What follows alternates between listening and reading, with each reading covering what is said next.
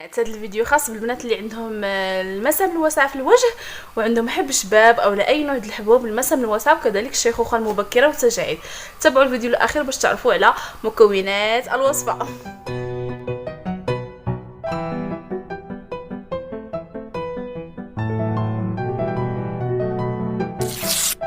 البنات لاباس عليكم؟ بخير كي دايرين؟ نتمنى ان شاء الله تكونوا بالف خير نتوما غتشاهدوا هذا الفيديو. مرحبا بكم مجددا في قناتي. متتبعاتي الوفيات بغيت نقول لكم شكرا لكم على اي حاجه، لايك، كومونتير، مشاهده. شكرا بزاف الناس اللي كتسول فيا ملي كنغبر يقولوا لي فينك ما بقيتيش كتحطي. شكرا لاي وحده، فريمون حق الله الا كلمه الشكر قليله في حقكم بزاف. فريمون حنايا رحنا اسره وحده دابا ولفتكم ولفتوني لا يخطيكم عليا. والناس اللي غادي والناس اللي دخلتني من عند القناه ديال طبخه صغيره نقول لكم الف مرحبا بكم في قناتي.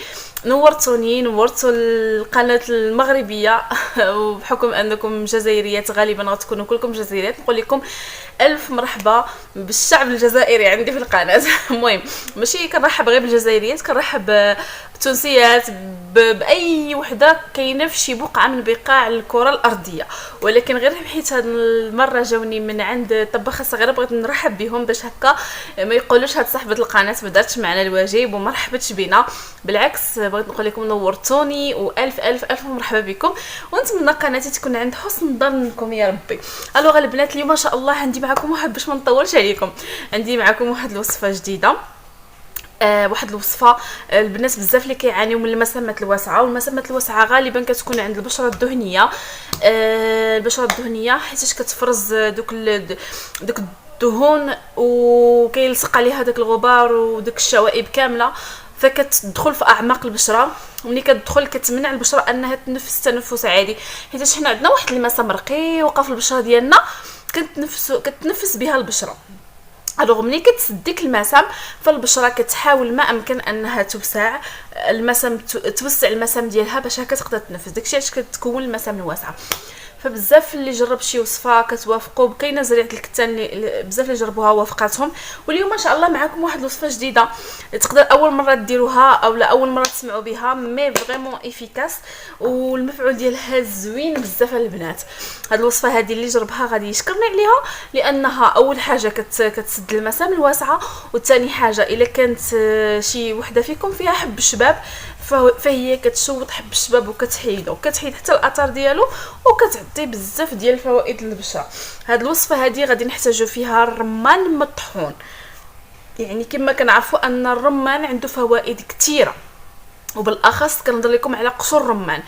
فالبنات قشور الرمان موجودين، واخا ما يكونش الوقت ديالو تمشيو غير عند العشاب ولا العطار وتقولوا له عطينا قشور الرمان غيعطيكم قشور الرمان.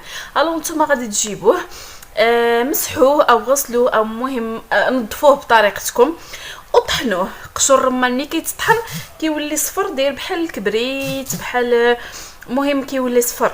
فوالا هذا هو قشور الرمان. هاني انك كانت عندي هنايا هذا الاخر هو مطحون هنايا كما راكم تشوفوا. قشور الرمان البنات فيه فوائد كثيره. اول حاجه فهو غني بفيتامين سي اللي مهم للبشره.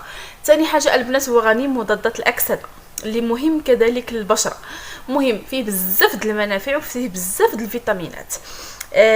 كيعمل على سد المسام البشره، كينظف البشره من العمق ديالها وكيرطبها، كيوحد اللون.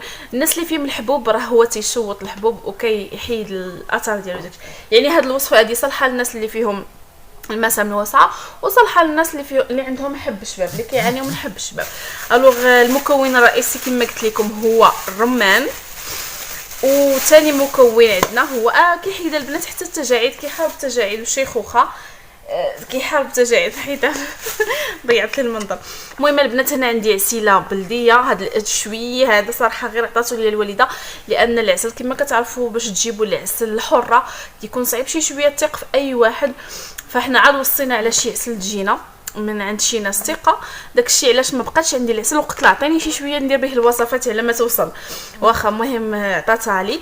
الوغ غادي نحتاجوا البنات في هذه الوصفه تاع المسام غنحتاجوا فيها الرمان. غادي ناخذوا واحد جوج ملاعق هكا، ها نتوما معايا، ها نتوما المعلقه الاولى وها المعلقه الثانيه. هالمعلقه الثانيه. مهمه البنات دابا غادي نضيفوا العسل. يعني هاد الوصفه هذه فيها فقط جوج مكونات، فيها قشور رمان مطحون وفيها العسل الحر. اللي ما عندهش العسل الحر ما ديرش، لان الوصفه لازمها العسل الحر. فوالا البنات كما كتشوفوا غادي نهز العسيله. واو ريحتها مجهده يا البنات، ريحتها مجهده فريمون. العسل الحر راه كتكون باينه سبحان الله، غير تاكلوها تدي لكم واحد الحكه هنايا في القرجوطه. فوالا البنات كما كتشوفوا. بالنسبه للبنات اللي كيعانيو من حب الشباب، فنقدر نقول لكم تزيدوا واحد الحاجه على هاد قشر الرمان. اللي كيعاني من حب الشباب يقدر يزيد الشاي الاخضر، حبوب الشاي اللي كنطيبوه حنايا. كنطيبوا الشاي داك الحبوب ديالو غادي تطحنوه حتى يولي كذلك بودر، وغادي تزيدوهم على قشور الرمان. ها نتوما كما كتشوفوا ها الخليط تجانس ليا.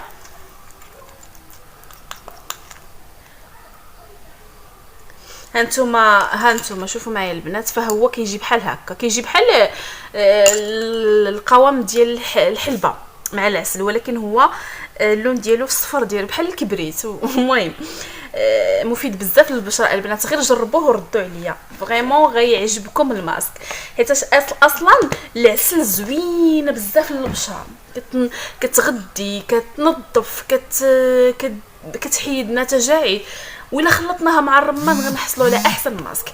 المهم كيسد المسام، كيحارب لنا شيخوخه، كيحيد لنا التجاعيد، كيحيد لنا لي تراس الحبوب، كيحيد لنا حب الشباب.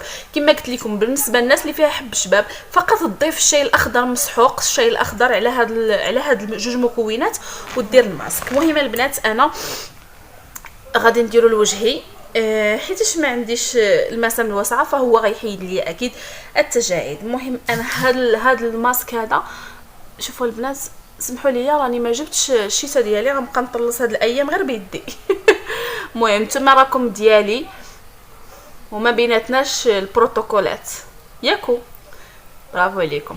المهم البنات كما قلت لكم انا غادي نحتاجوا التجاعيد هكا او الشيخوخه المبكره. كما كتعرفوا حنا تبارك الله هذا الجيل هذا واخا تكون عندك 20 عام كيبداو يبانوا لك التجاعيد. علاش؟ لان عندنا سوء التغذيه، عندنا الضغوطات النفسيه، عندنا بزاف د الحوايج اللي كتساهم في ابراز التجاعيد وهذا.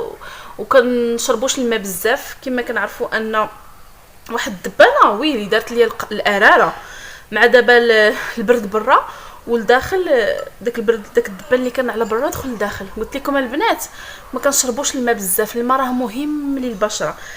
شفتوا بشحال ما شربتوا الماء بزاف بشحال ما كانت البشره ديالكم يعني خاليه من التجاعيد والشيخوخه المبكره.